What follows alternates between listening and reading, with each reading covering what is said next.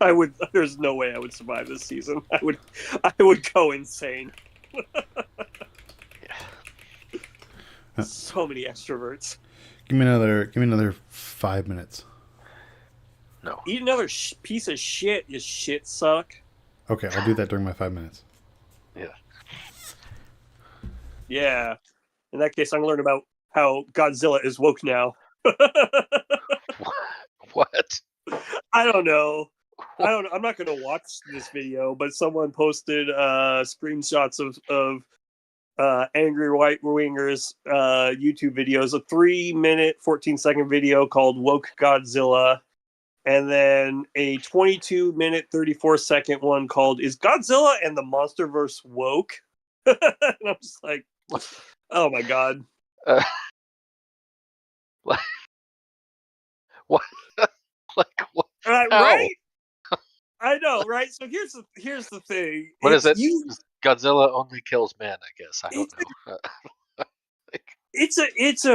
it is so obviously a grift that I'm like, how can people be falling for it? It's like, okay, here's the one that before Godzilla woke, they've been complaining about X-Men being woke, and it's like, well, number one, they always have been, and number two, like their main Yeah. thing is they're talking about, like, okay, so they're talking about the character redesign on Morph. Like, do you know anything about X-Men '97? The new X-Men Disney Yeah. is coming out with. Yeah. Yeah. Okay. So 2 weeks yeah, ago. yeah, it's a continuation of the old series, or which I don't know why it's called '97 because it didn't end in '90. I don't know. It doesn't matter. But anyway, like so instead of using the Morph from that, who was in literally the first episode, and then Dies. had, Well, died. dies. I'm doing quotes. Yeah. Dies. You see him in the reflection of something at the end of the first season. He's in like 3 episodes in the second season, and then like that's basically it, right? He has a minor, very small arc of him like Was being it second? redeemed. I thought it was like way longer before he came back. No, second season is when second season ends with him and Mr. Sinister kidnapping Cyclops and Jean Grey or something like that. As I recall, season 1, sorry, ends with them being kidnapped.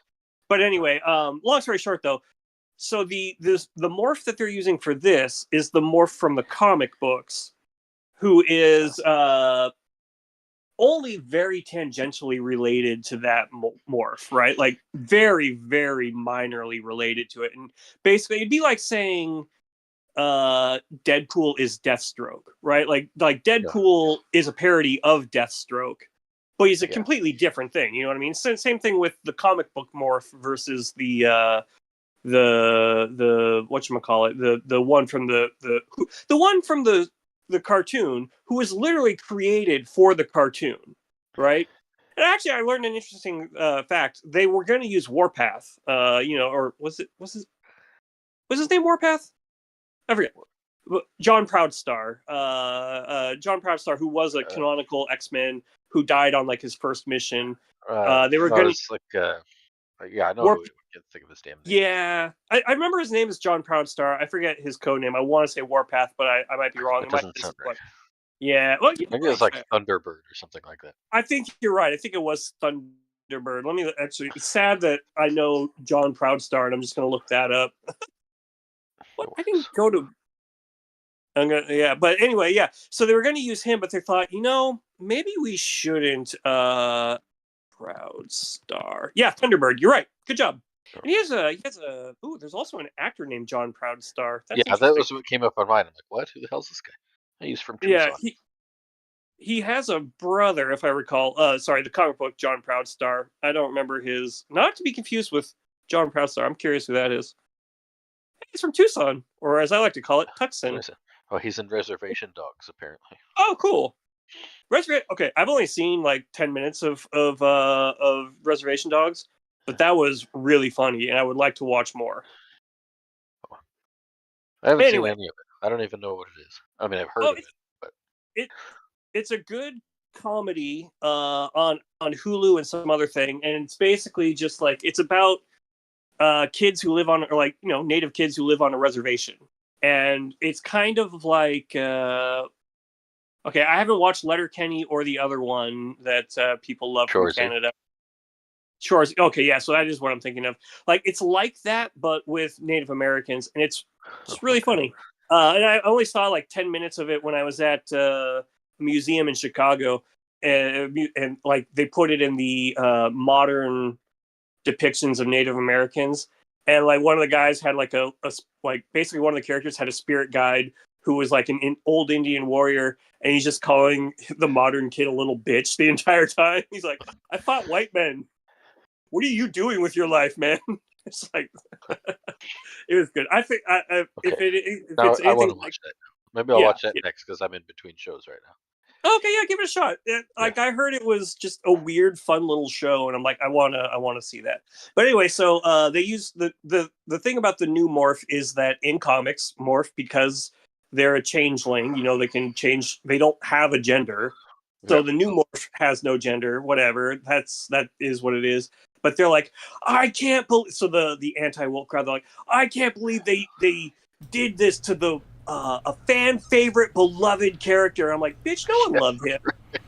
Like, this is how I know it's a grift. Like, yeah, it's like this is how I know it's just a grift. You're like, oh, he's a fan favorite character. All right, fan favorites. You got Wolverine, fan favorite. Gambit, fan favorite. Jean Grey, fan favorite. Cyclops exists.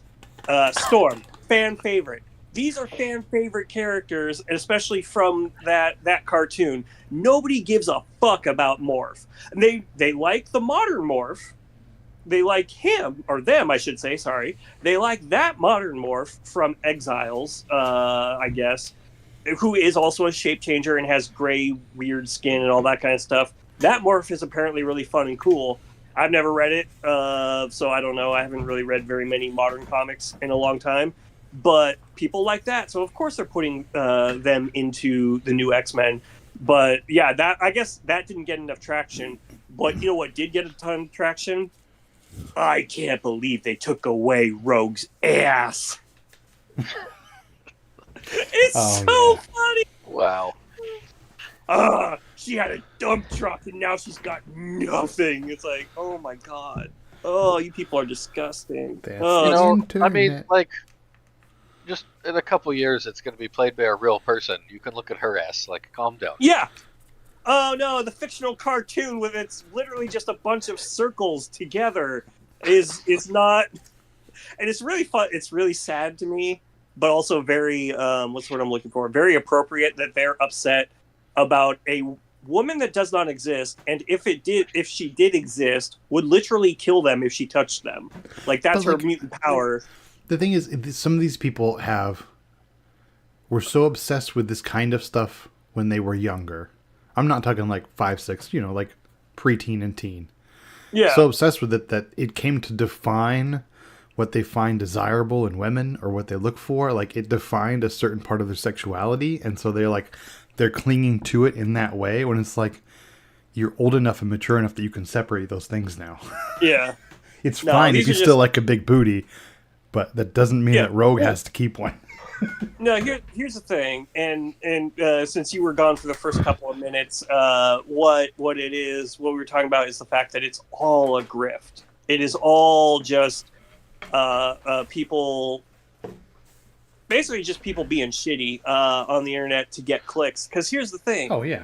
Not only do you get the clicks from the people who agree with you, from all that, but you get the clicks from the marks who disagree with you. Like, I've been reading about it on Reddit, so I'm not contributing to any of that discourse. Well, I'm sorry, not contributing to their clicks and views and all that, so I'm feeling fine about myself. Like, someone posted, look at all of the dunks in this guy's comment section. I was like, congratulations, you guys, you played yourself, because he gets paid per comment, and you're giving him comments, so, yeah, good job, dudes. Good job, my dude. My favorite is the ones who target the boomers. Apparently, they're using AI art to make, like, Jesus-looking sand art now. Like, people making, like, Jesus sandcastles, but it's just AI generated. And the people post, like, nobody likes my art. And then, like, sad faces. And it's just all these boomers, like, hey, man, love this art. This is fantastic. It's like, hey, the person who... They don't give a fuck. Like, they're not, like... There's just, like, 3 levels of why the fuck you shouldn't post on it. It's all just boomers. Yeah.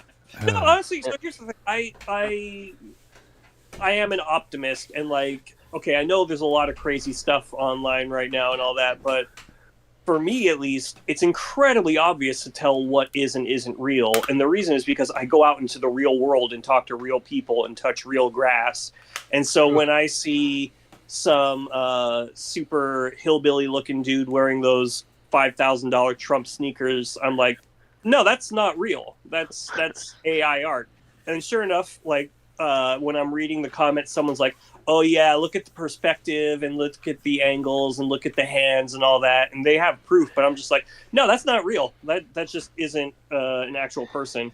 And so far, I've been perfectly good. And like the one that went around just a couple days ago, it was like some quote from somebody from Madame Web. I don't know. I didn't watch it. I might watch it now just to spite the haters. But someone from Madame Web allegedly said something like, oh, Madame Web failed because of toxic masculine fanboys or whatever, that sort of thing. Here's the thing, though. Nowhere, there were no quotation marks. There was no source citation. There was nothing. It was just, it was completely fabricated and made up, this whole thing. And like, it got shared 10 million times. I'm like, guys, just, it's not real. Just don't, you know what I mean? Just like, yep, it's not real. Just don't. Yeah, it's fine. Like I said, like that. Did you see that shit? That I don't know if she actually did. Supposedly, Marjorie Taylor Greene posted this thing talking about how like satellites are an atheist plot to block prayers from getting to God. Yeah. Like, yeah. The problem is she could actually, believe. Yeah, that. She might actually. She might. I know, but I mean. Yeah, I know what you mean. Where it's like, this is my thing. I don't. Anything that I want to believe because it's so good, I'm like, I generally I'm like, yeah, that's probably not real, or it's out of context, or like there is no nuance, like maybe she was joking or something like that. But here's the thing: I have definitely seen that woman say and do and show incredibly stupid stuff in the past, and I'm like, okay, these things that I've seen with my own eyes, these are the reasons I know you're a dumb idiot person. Anyway, welcome to How Play Out the Survivor Podcast on the Night of Living Geeks Network. I may go watch Madame Web because actually what I heard is it's bad, but it's kind of campy and silly and kind of a throwback, like not purposefully, I should say, not purposefully a throwback to like when you could kind of laugh along at a superhero movie, but enjoyable from that point of view. I'm like, maybe I'll do it. Anyway, my name is Nick, and that is over there is Andy, and that over there is Brian. Sure is. Yeah. We're going to be talking about season 46, episode 1, the name of which I know generally what it is because it's what Janikowski said. It was, this is where legends are made. And hey, you know what?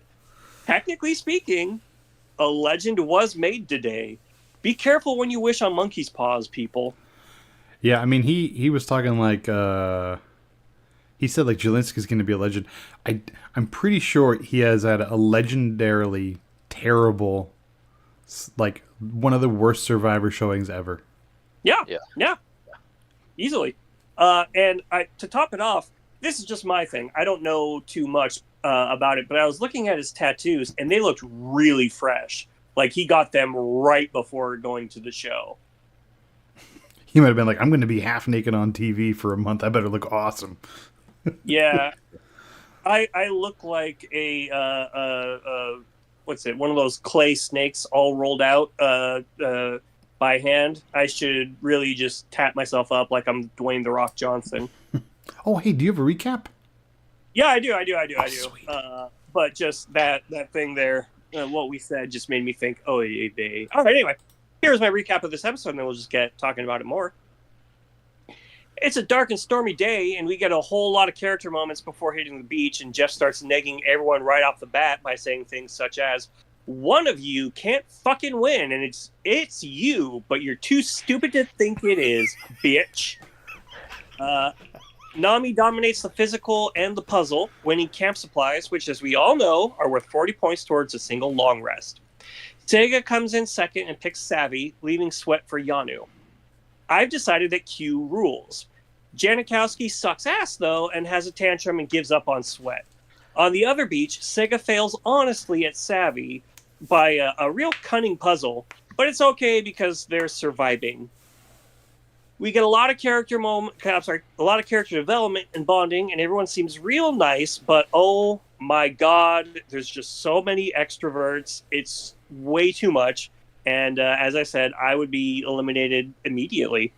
Anyway, we get a bunch of alliances forming, but you know what the deal with that is. No alliance is real until they've got first blood, as we've seen with this alliance. There's no hikes in this episode and possibly this season. Instead, we get a game on a sandbar. It's an interesting guessing game, and once again, Janikowski gives up.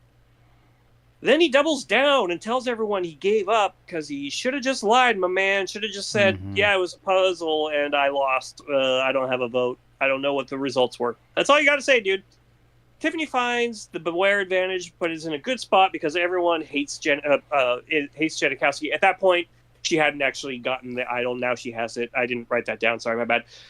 By the way, the definition of several is a number more than two, but still not very many. Lastly, to wind up, we get a brand new immunity challenge, and I demand to know what happened to those geckos afterwards. I'm amazed that no one was crushed by one. Nami dominated again, getting started on the puzzle before any other tribe had even gotten their gecko over the thing. And I literally wrote over the thing. I don't know what you would call that. Fence? Climbing apparatus? Whatever.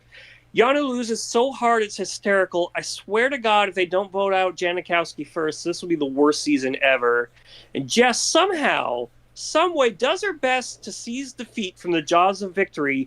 But even that Janikowski really just wants to be a legend and becomes the most unanimous first out of all time. So yeah, that's the rough and ready of it. Yeah. First impressions? I mean, you could tell when they were sitting back at the shelter and it was Jelinski and Jess and everybody else went to the water and Jelinski was like, I'm just going to chill. And Jess said, really? You think that's the best thing for your game? Yeah. Not going over. Like, even her in her ADHD, sleepless mind knew that it was fucking stupid. Yeah. My God, how did they ever for a second, we're not going to vote him out? Like, Jesus. Yeah, I mean, so here's the thing. Go. I think they definitely planned on voting him out, but Jess's condition, which could improve, her condition may have put some doubt in them. You know what I mean? Where it's like Hugh says to everyone right up front, like, all right, we got to get rid of his ass. And then a couple of people are like, yeah, we should. And then Tiffany's the one's like, look, I just don't want to go back again. And Jess, her head isn't all here right now. So, like, I could see that. Because, like, at least, all right, Janikowski gives up way too easily. But at least he has some strength to him and was, I don't know. So I could see a case for keeping him. And to be honest with you, I had written that thing about this will be the worst season ever before they started talking about Jess's brain fog and everything. And I had thought to myself, all right, if she does go out, I could kind of see the case for it. Like, she's just tired. Like, give me a break. She'll be fine. Yeah. Yeah, and there's an adjustment period, right? Like, she'll get there. Yeah, hopefully she get. I mean, look, the one time she was about to have a good night's sleep, literally their shelter collapsed on her. We all laughed at that, right? Yeah. Yes. It's like the thing with Janikowski is like the quitting is not bad. Like, and it's the same thing we say on the show. Or I say at least on the show all the time. Like, any decision you make is fine so long as you can spin it. Right? Mm-hmm. If he doesn't want to do the water challenge because it's fucking wiping him out, and sure, Q can do it, and Q's an awesome coach. I love the way Q is constantly propping up Janikowski. Like, that was awesome. Yeah. Right? Q is great, but Janikowski could be like, we're going to have another challenge, like, tomorrow. We already lost because we weren't physical enough. I don't want to waste all of our energy here, not get a pot, like, let's instead spend this time going and looking for fruit. Like, let's spend this time doing something that's going to give us energy. We can rest, maintain for tomorrow. Like, quitting's not a problem, right? Like, there's always the opportunity cost. Like, yeah, they can do all this and then they get a pot. But if they quit instead, they can stay social with the tribe. They can go do all these other things instead of wasting their energy doing this. Quitting's not the problem. The problem is just being like, several means 7. We're not going to do it in time. Yeah. You know, and it's like, I'm sorry, buddy. Like, that's not going to motivate anybody, and it's not going to certainly think that you quit for good reasons. It's just going to think they quit because you were tired. You know, and like you were saying too, like, okay, if you're a bad liar and you want to build this bridge with these other 2 people on the journey, that's fine. But when you get back, you gotta lie. You gotta lie to somebody here. And here's the thing, like, the lie for that is really easy too. You just say, yeah, it was this game where somebody got a torch, someone got a skull, someone got a vote thing, and I got the skull, I had to convince them I had the thing. I just couldn't do it. I tried, I really tried, but like ultimately, like, because I was thinking about it, like, let's say you have the thing, how do you convince someone you've got it? You just say, yeah, I've got it. What do you I guess I can describe what it looks like. I don't know. And if you're lying, you have to like think about like how, yeah, I have it. This right here, this is a vote. So I'm like, how do you lie about having the vote thing? Yeah. I don't know. Hopefully we'll see somebody. It's something like I feel like I would need to be in the moment to feel it out, you know, but like, yeah, it's fine. And I appreciate that this presents opportunities like this where somebody could be like, what? No, I agree. I'm sorry. I didn't want to come across as not liking the challenge. I thought that was a really neat. So far, all 3 of these things have been really, or all 3 challenges we've seen so far. Even the first one, which was kind of, you know, something that they've done in the past. But all 3 of the things were neat and innovative, and I really like that. I think they stopped. I think they really took the lesson from that guy whose name I already forget, who 3D printed his own Carson. puzzles. And like, oh. Yeah, the Carson. They solved the Carson problem. They're like, oh, we gotta innovate again. Like, who would have thought about 500-pound geckos? Well, I do all the time. I love this thing though, this game with the 3 cards, because like it presents not just an opportunity where you see who's like, you can see if somebody's a good liar, if they're not a good liar. That's something you can figure out from this. It opens up opportunity for social conversation and gameplay. Like, this is great. I love the way this looks. I just hate the way it was played this time. Maybe next time it will be played by somebody a little better. No, I think this game sucks. All right. It's just you have this 100% luck chance of whether you have to lie or not, and the entire game is just how good of a liar are you. That's really stupid. I'm sorry. So, all right, we can agree to disagree. Well, I actually kind of agree with both of you, because I think that this game had a lot of potential, and if they had maybe not anyone else other than Janikowski, but somebody, you know what I mean? Somebody who wasn't afraid, right? Like what's his name? Not Tevye. Tevin. Tevye.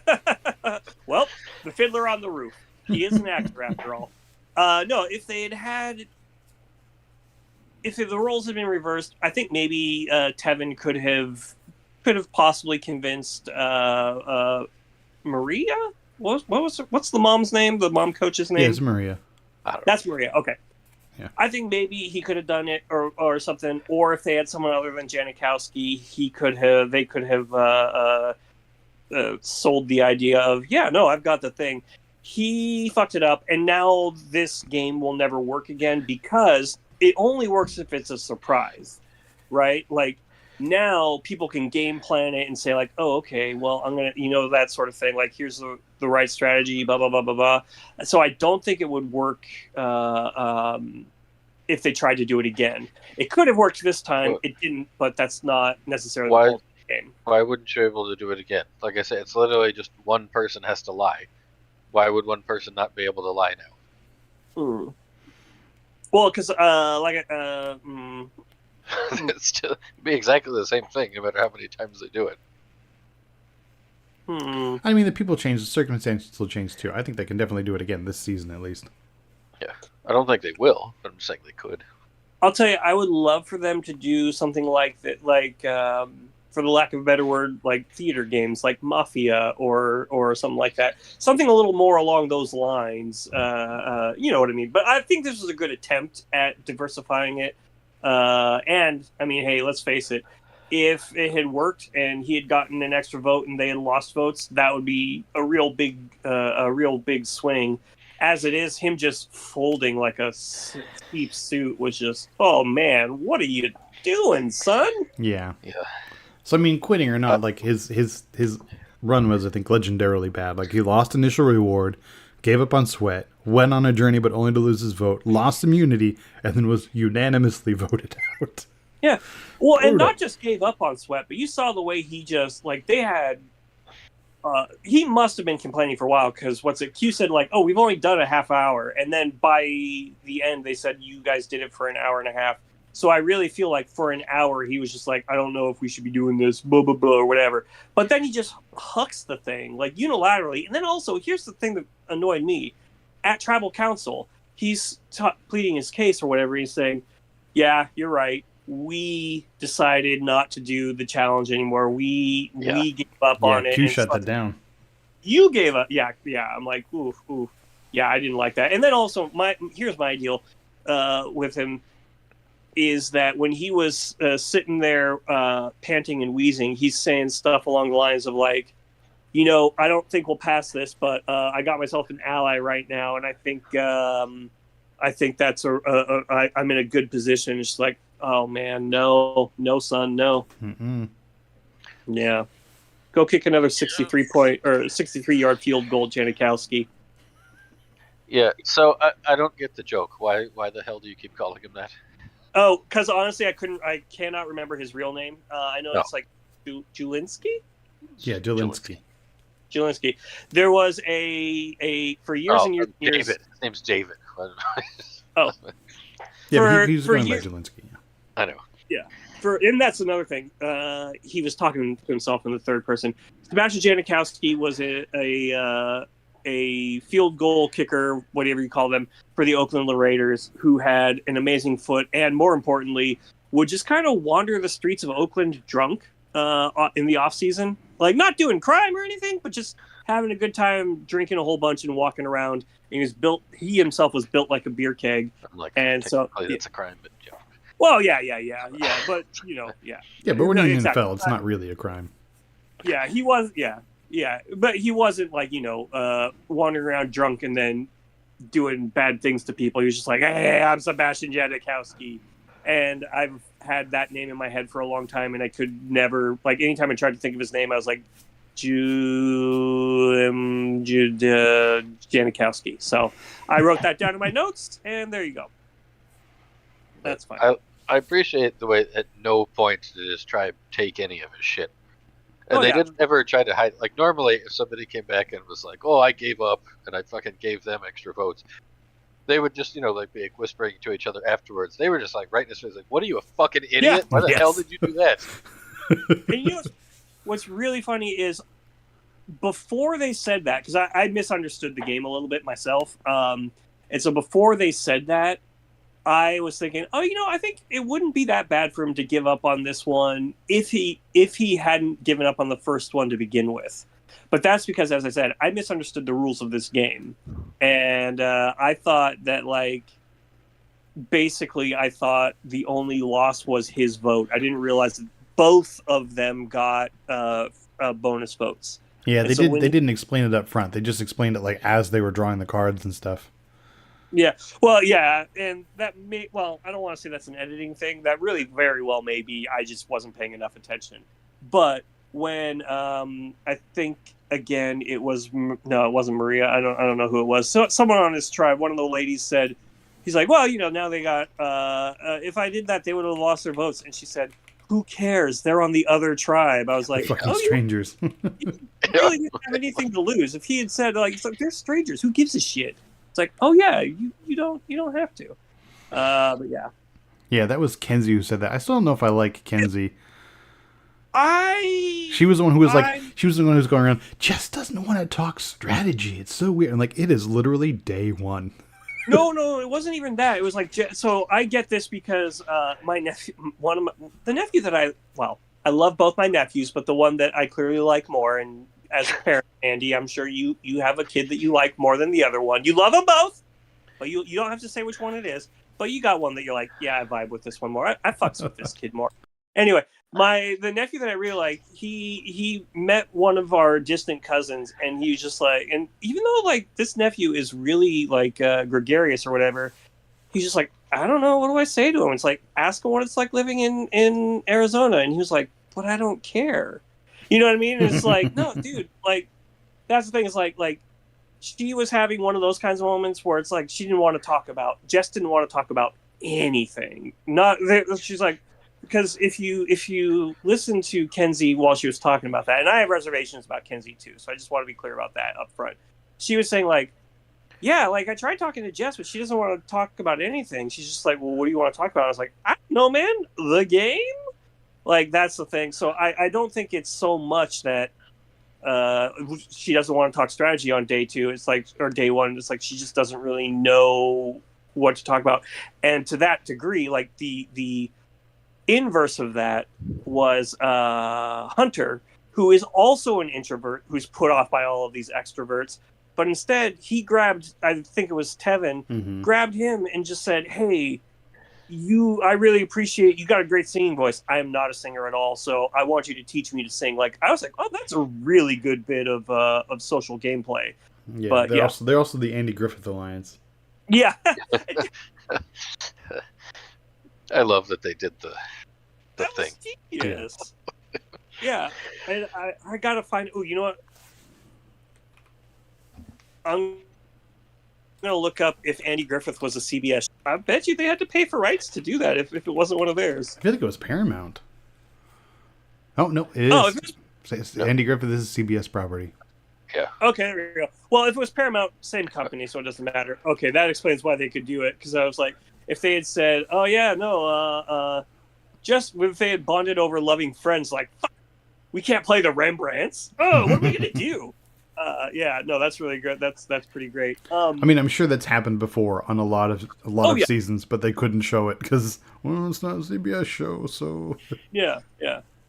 And also, like, okay, look, even if they had said some other CBS show, like, ooh, I really love Blue Bloods, it would be like, who fucking cares? But Andy Griffith, like, that was such a weird thing for them both to bond over that I'm like, okay, I love that they're bonding over this, and that they put up like a special graphic and everything. I was like, oh, more of that, please. What's your problem? You got something against little Ronnie Howard? Huh? No, nothing. I said more of that. More of that. I love that. Well, you said it's weird. Oh, no. So, I see what you're saying. Yes. No, I meant weird. I don't know why I got defensive. No, it's weird in the sense of like, I would not have expected two people from completely different walks of life to bond over a show that was old even when they were like born. Was like I loved Andy Griffith, and it's just kind of funny that they bonded over that. I love that. Charlie's Angels CBS? No, but they just mentioned it. They didn't do any of the other stuff like the poses or any, like they didn't put up a Charlie's Angel graphic. Oh no, it's ABC. Because I was wondering if they like don't even show those things. Like don't even show them talking about Charlie's Angels because that's an ABC property. Yeah, I do wonder. I will have to ask our friend who works for Clearance. Clearance is in for like RuPaul's Drag Race and things like that. I'm gonna have to ask him if they would have had to pay for something like that.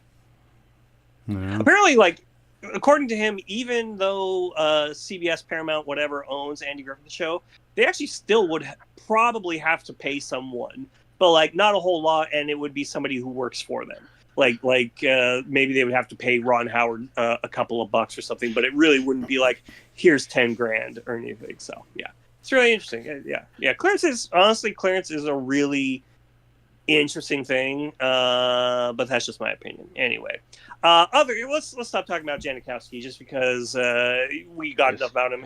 He was pretty much the whole episode. At least we don't have to worry about that shit where like every episode's going to be about him. Kind of. Yeah, will he quit or whatever? Yeah, but I mean, I feel like there's other stuff to talk about. Like I would, again, too much of an extrovert. I would probably flip out, but I think Soda is kind of cool. Like I really like that.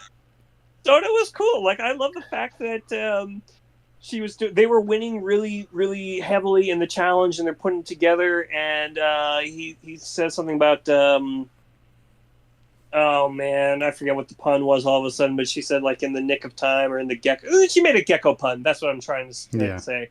And the tribe had to remind her like Soda, no puns during challenge.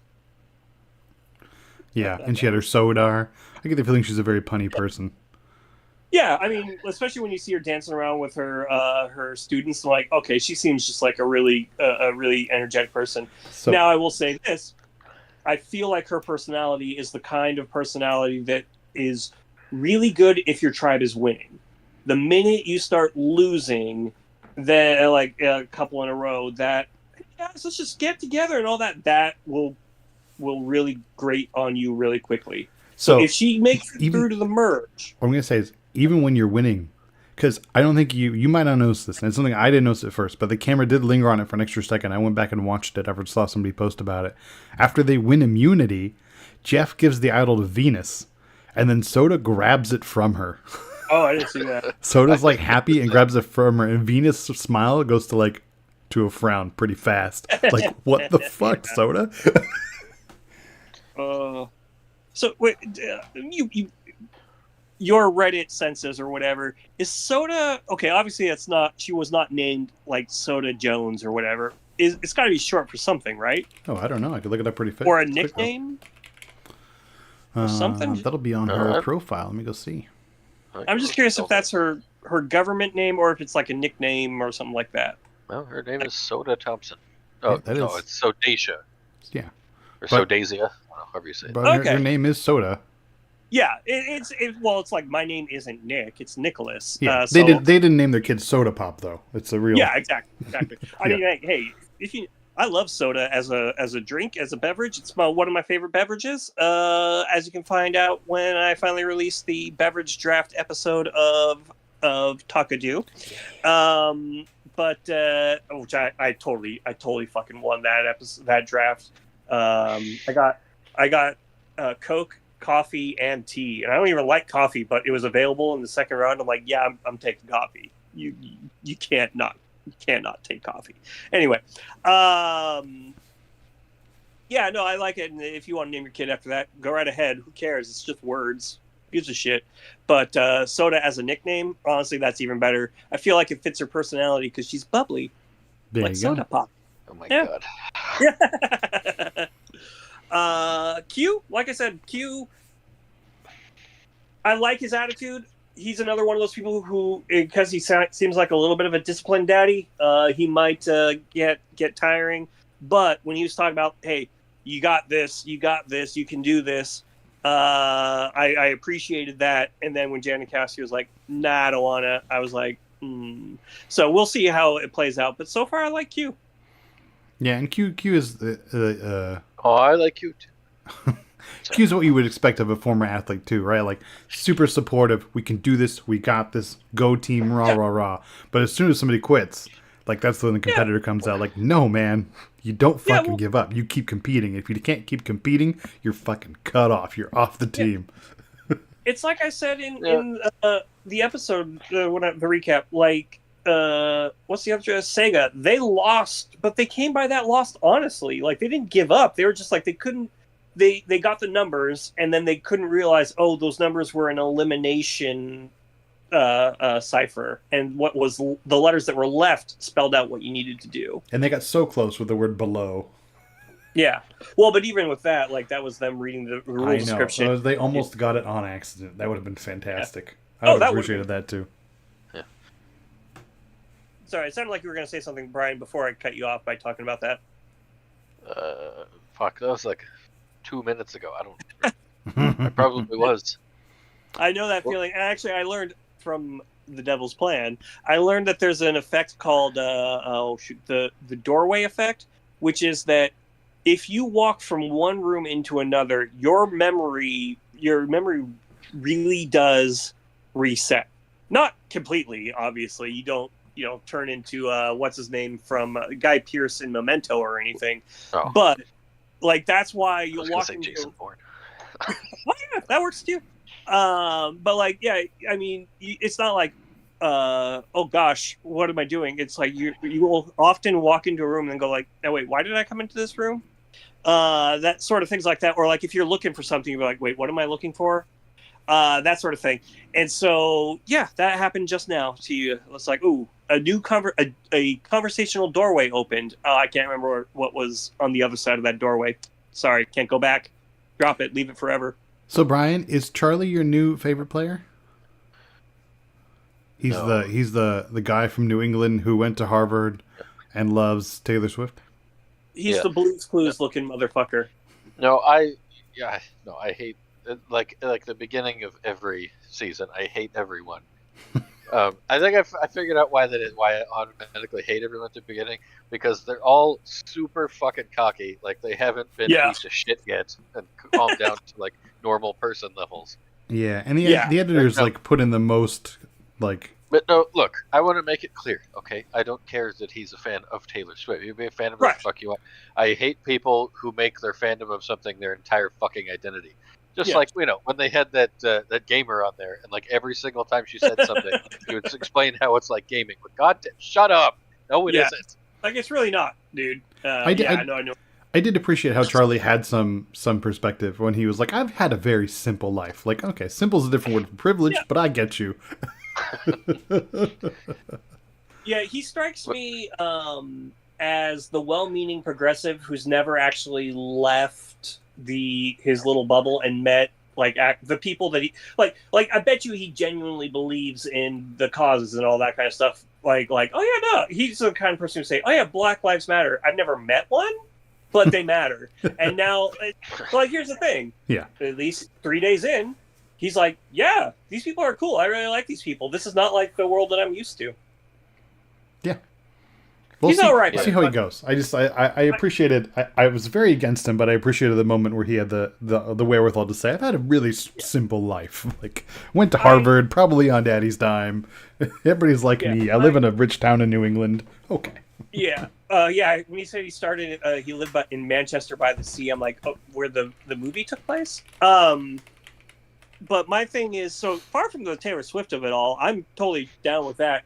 The part that annoyed me about him at first was when he's talking about, yeah, I go to Harvard. I'm not going to let him know that. I'm like, God damn it. It's just so frustrating that people who go to Ivy League schools make being an Ivy Leaguer their entire personality. Like, they cannot not mention going to Harvard. Yeah. And that was his video too, apparently, right? Like his video was like him walking in with the law book saying objection. Yeah. Man, we know your law school, Which- wonderful, good for you. Although I will say the objection thing reminded me of, oh God, what were those games? Phoenix Wright? Or Okay, Phoenix, well, if he Ace did it like Attorney? Phoenix Wright, I would have been down with it. Yeah. If he ran And into to the me- door with his finger pointing out. yeah. Well, it's not as stupid as what's her name, Liz, who came out and was like, "I'm yeah. super rich, you guys. I definitely don't need money ever." Yeah. No Oh, I reason already for me to spoke win. companies. I like, okay. I mean, see, that's the thing, right? Like, I normally get really annoyed when people say things along the lines of like, oh yeah, I'm going to hide this thing about me so that people don't automatically judge me. And then they do have, like, the one time I'm like, oh yeah, you do have a reason to not want to be judged. They talk about it like first straight up. But like that's the thing. Like, See, come it's on, coming back to man. like how you spin it. You're a business owner. Fine, say that. Say, oh, I own a little business. You know, we do this and that. Yeah. Lots of people own small businesses, barely get by. Talk to a comic book store owner someday, right? Like Yeah. you can own a business and still barely be making it. That's not a problem. But if you're like, oh yeah, I've had a bunch of businesses, I've sold a few, you know, like okay. Yeah. Like Tiffany can be like, I'm an artist, but not say like I've had my art on display in downtown New York City. Like there's Yeah. two levels there. You can be honest, but just not forthcoming. Yeah. Or Yeah. also don't talk about it that early. Just say like, yeah, no, I'm an artist. I paint these things and yeah, blah blah blah. Yeah, or maybe like when somebody's like, "Wow," don't be like, "Yeah, I'm awesome." God, Yeah, I guess I am pretty what an awesome. asshole. Kevin, I was like, maybe like the way he was talking about it with like, oh, you know, the way he was talking about it as a class issue, almost. I'm like, that's a little bit of a reaction, but the idea of like, yeah, maybe don't tell people you're a multimillionaire already. Like at least Shirin, she had the good sense to not tell. Like she told people she worked in tech. That was the whole point of that season. But she didn't tell people until she was on the jury. I made my first $1 million by the time I was however years old, and I am doing this to play the game because I friggin' love this game. Like she had the good sense not to mention any of that. You know what I want? I want a season of all rich people, so they can Yeah. just eliminate that problem from the game. I mean, that's the Yeah, thing is we're already kind of there. Like we're at the point Yeah. where everybody left is privileged enough to take a month off. When that's not as much of a thing as it was when this show started 10 years ago, Yeah. 20 years Well, ago. You're That's a right, good not point. as much, but still, like, I mean, some of them, like, okay, you're an artist. That's a different level of rich. You know what I mean? Like, Yeah, if but a you, successful yeah. artist too. Like not just a yeah, like well, there are lots of successful- people who went to art school and are artists and are scraping by drawing shitty art for microtransaction Yeah, mobile but I games, mean, right? Like Is she a successful art? I don't know. Like, there's plenty of artists that have had their fucking art displayed in New York, and they're also super poor. Like, Did- that doesn't mean she's necessarily making good money. Did she say what gallery? I remember her talking about it, but No, no, I don't That's not what remember. okay. The only reason I ask is on account of, like, I was thinking about it. It's like, oh yeah, there's the Triton Museum here, or the Triton Gallery, which is a neat art gallery, but it's all like local painters from San Jose, Santa Clara, or whatever. And it's like, if you know, I mean, I went there one time because I had nothing better to do back when I lived in Santa Clara, and it was cool. But it was very definitely like, oh yeah, this is your aunt who's gone to a bunch of wine sip. What do they call it? Sip and paint or whatever. Gone to a bunch of sip and paints and is actually very, very good at it. But like, yeah, these aren't hanging in like the Louvre or like the Guggenheim or anything like that. Yeah, I'm yeah, not going to yeah. name a third museum because I don't know one. Here, like for example, behind me on this wall are two different paintings that I got, from the Comic-Con, art exhibit. Yeah, One was $10, one was 30. Okay, just because your art's being displayed somewhere doesn't mean you're making good money. yeah, So no, exactly. I poked around to see, okay, maybe this Tiffany Irvin person has created some stuff I might, blah, blah, blah. But like, oh no, she's actually an on-screen host for BET. Like she's a TV personality. Oh, And producer, editor, interactive manager. Like she's a successful, very Okay. successful woman. yeah, nope. All right, I see what your point She's is. highlighting her valid. art, but she's a very Yeah. successful woman. Okay. That makes sense. Like, well, also because I'll put it this way, she's like, it like that. The what do you do for a living question? What they put on there is very subjective because it's like, all right, are they asking you what is your job, or are they asking you what do you do? Because if you are an artist, right? Like if she's like, yeah, I love painting and it's been hung in these galleries and all that kind of stuff. I consider myself a painter, but no way you're going to make money in painting. So I also have a job working at BET. Well, I mean, she I also know. has paintings. I see her on her Instagram here, have sold for thousands of dollars. Good Anyway, for her. yeah, good for her. I just Exactly. I'm not no judgment on her. Just we're talking no about the baseline level of privilege of the show Yeah, has gone up. Yeah. we're pretty far from Sue Hawkins, who was a long haul trucker. Yes. Yeah. But on the other hand, we're also pretty far from fucking Dan, the mailman. So if it means we don't get any more mailman Dans, I'm That's okay true. with it. Yeah. Because here's the thing: this season and last season, a lot of happy people. So Did these are it bother entertaining people. did it bother either of you when Mariah was talking about how she's nerdy and how she loves board games like Yes. D&D? Yes, it bothered me a lot. I was like, God. Actually, didn't bother me at all. The part that bothered me- if you explain it to other people, that's the way you would explain it. But Yeah. I don't Well, know. also, I mean, No, you would. You would just say, I like board games and I like D&D. That's how you would say it. that's I wouldn't fine. say I like board games like D&D. Like, no, that's not. Well, for one, also there are D&D board games. Yeah, that's not what you mean. I know. I've got, I've got Lords of Waterdeep over there. and Legend of also- Drizzt.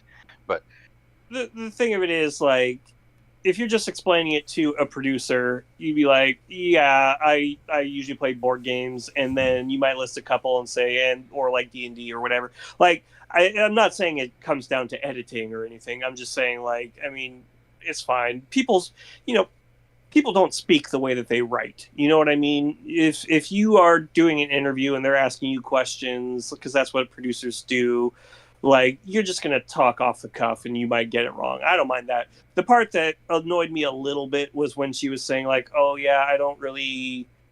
make Fry have difficulty making friends, and I was like, yeah, but like, I don't know, like, I don't know. That just rubbed me the wrong way a little bit. I might have to rewatch it to figure out why, but otherwise, no, I think Mariah's okay.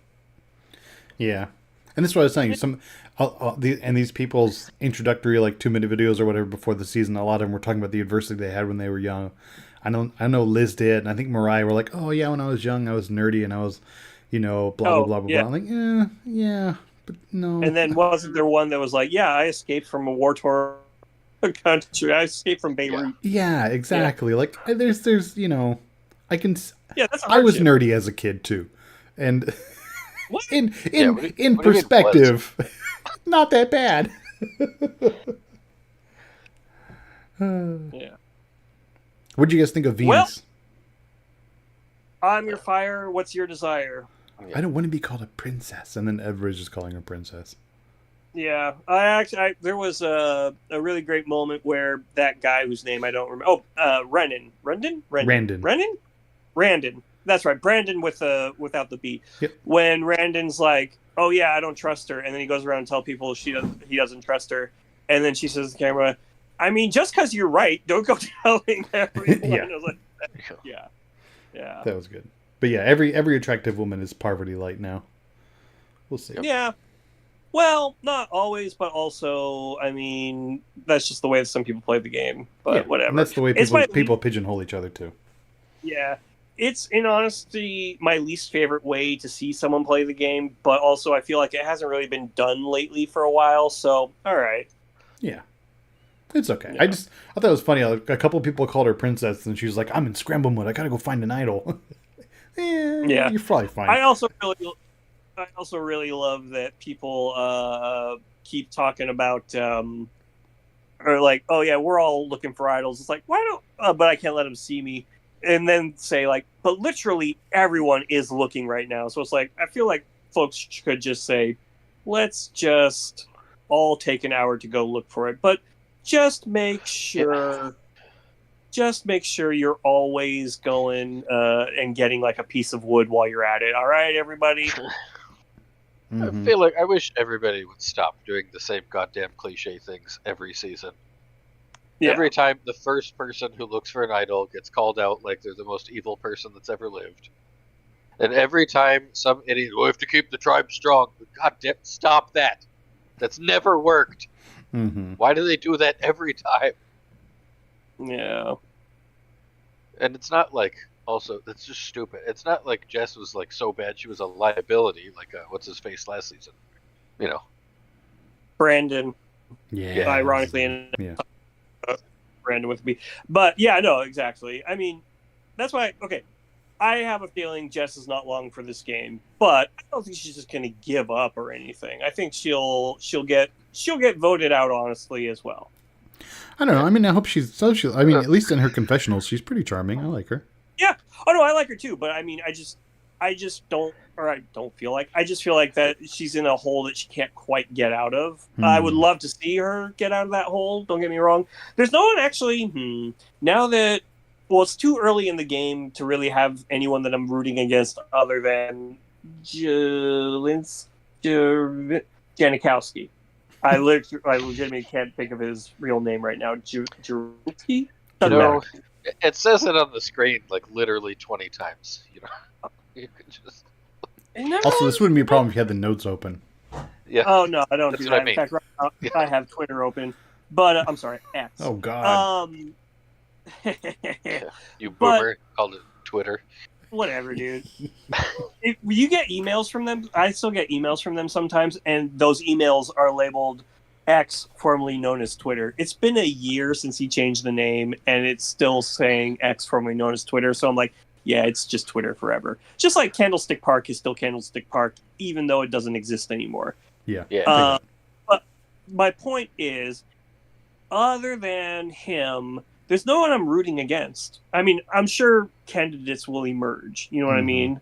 But for right now, I'm like, yeah, I like everyone in this thing, so I'm not rooting against anyone. That said, I still think Jess is probably on the short list of folks to get voted out. I'm trying to think who else there is. I think as much as I like Soda, I think she might be one of the first people out. And what's the other tribe? That's purple, that's orange. Green. The green tribe. I'm blanking on who's even on the green tribe, so I don't know It's who. Charlie and Charlie's Angels, and then the guitar playing guy. It's all about the vibes.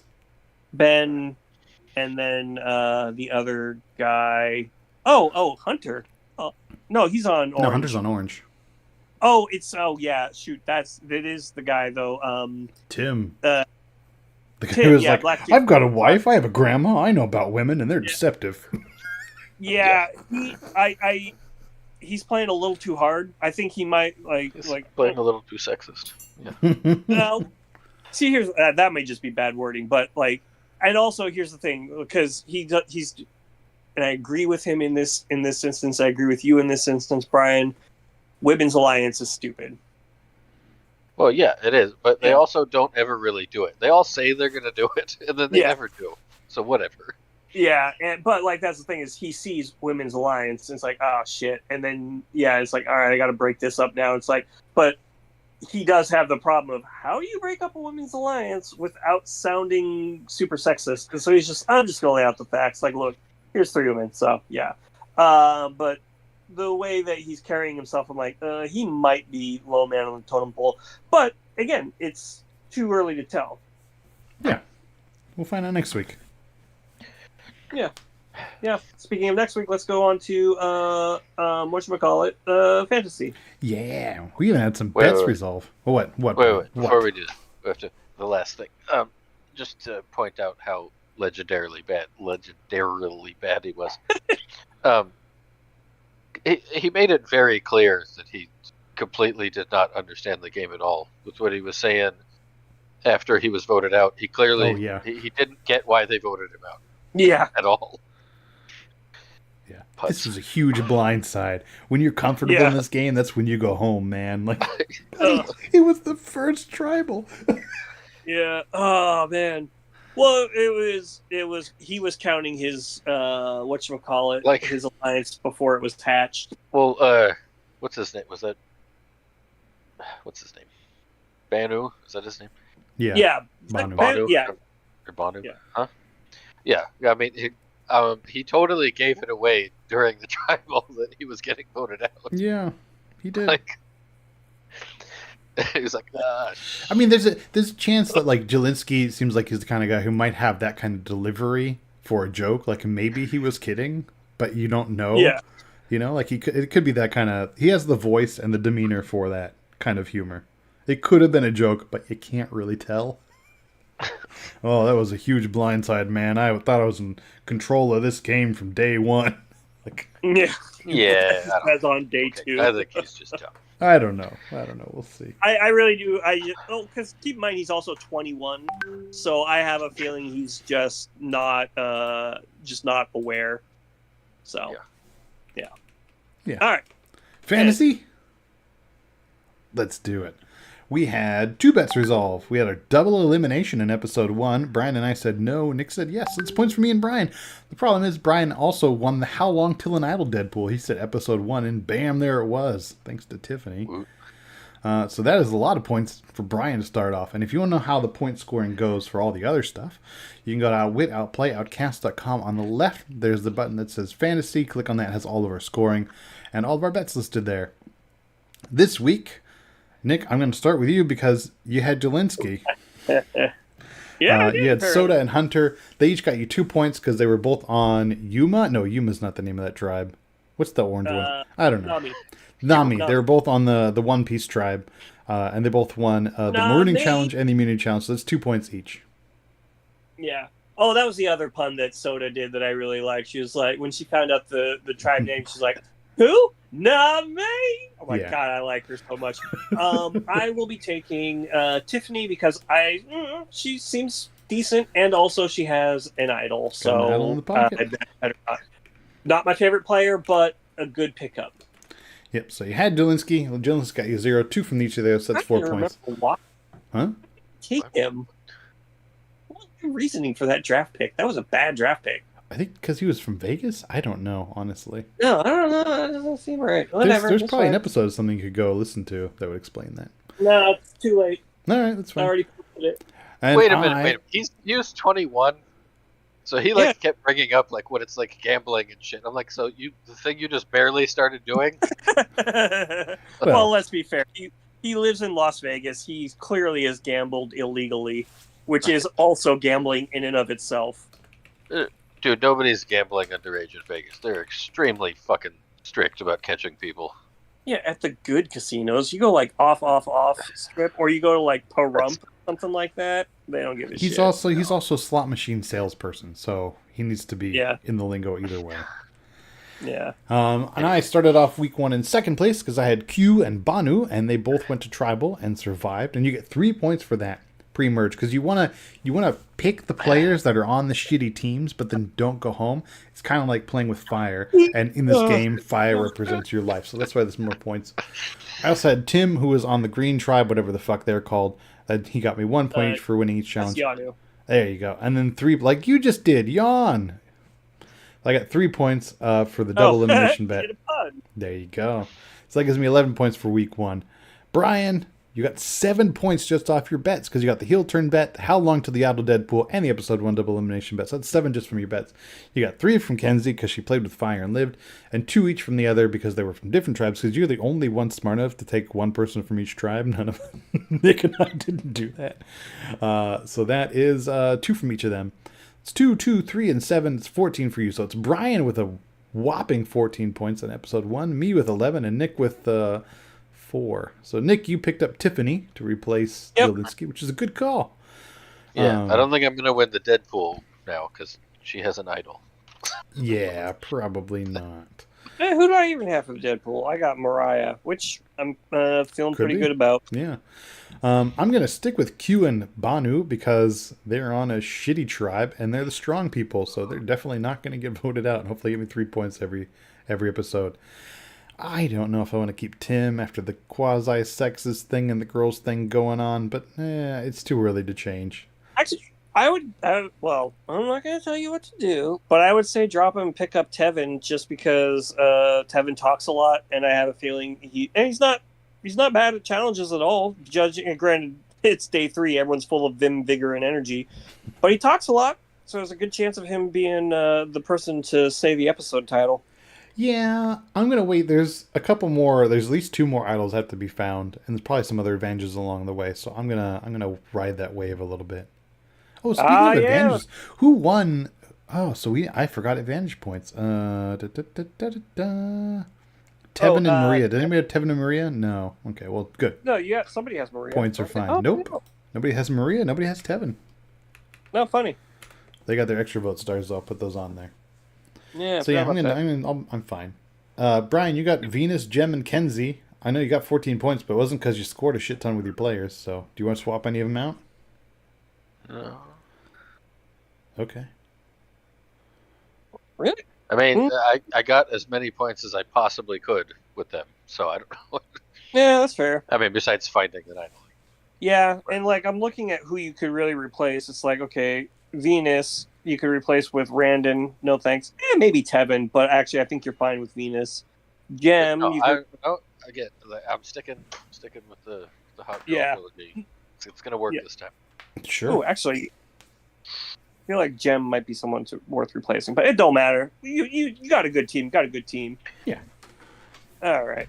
Well, I'm only down by 10 points, so it's fine. There's plenty of time left. Plenty of time left to pull off an unprecedented 7th win. God, that's wait. When was the last time you won, Brian? You only have 5. Yeah, I think you had been a more than while. that. Brian's due. Wow, you're due. Well, you're gonna go wire to wire. I'm gonna take you down. Take you downtown. In Brian's defense, he's coming like his last time he won was at the end of a 3-peat. So yeah, that's true. He got his own turkey. Well, at the end of a 3-peat, we will do an end of an episode. So we will see everyone next week. That's what I call a segue. Sorry, I just saw the word Subway in front of me talking about sandwiches with their footlongs, their footlong snacks. What do they call them? Sidekicks. That's what they're called, and they're all trash. So don't eat them. That's Okay. my that's Nick's tip to you. Yeah, throw away You this deserve coupon better right than here. Subway. I got a coupon right here for one of those things. What was it? Yeah. Foot-long pretzel and a foot-long churro. I mean, Oh if yeah. you're still up there, you guys should be having Togos. Oh god, Yeah. and a foot-long cookie? Jesus. Yeah, so here's the thing. The cookie is the only one that's even slightly worth eating, and even at that, their regular cookie is better. So, and even at that, their cookie is literally the only edible thing in the entire Subway chain. It is a scam designed to separate immigrants from their money.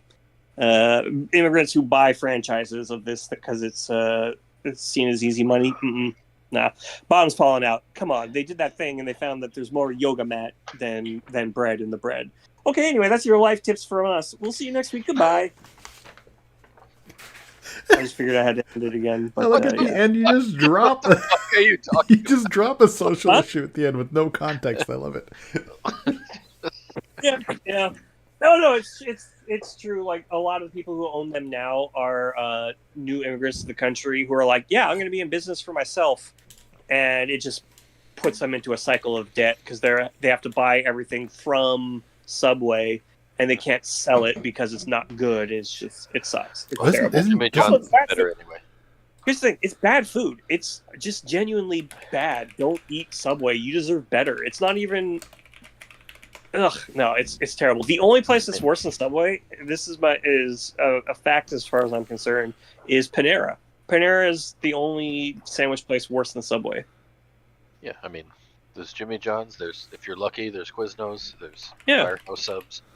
Yeah, all those are better. Togo's is really good. Yeah, Togos is awesome. I miss Togos. Wow. Yeah. Subway's only the 13th most the franchise with the 13th most locations. I would have thought it would have been higher. Last I heard it was number 2. That must be what's US. Number one's McDonald's, right? I mean, kind of. Number one in Number one US is- is 7-Eleven. Okay, Oh, yeah. well, all right, that's done. If you look worldwide, Subway is number 2, and then Yeah. actually number 1 is a Chinese place. It's like ice cream and yogurt or something like that. These are Where's things just I know a because fucking list. Jesus Christ, internet. Doughboys just did Subway for. Subway I holds just- the record for the highest number of global franchise outlets with nearly 43,000 individual restaurants. That may not be accurate anymore, unless Yeah. or depending on the date. But yeah, they've started to dip because people realize, oh, this is shit. Okay, it's 13 minutes before I gotta go to bed. So goodbye, good night. Good night. Sleep Bad tight. floor. Sweet dreams, little darling. Go to sleep, you fucking waste of air.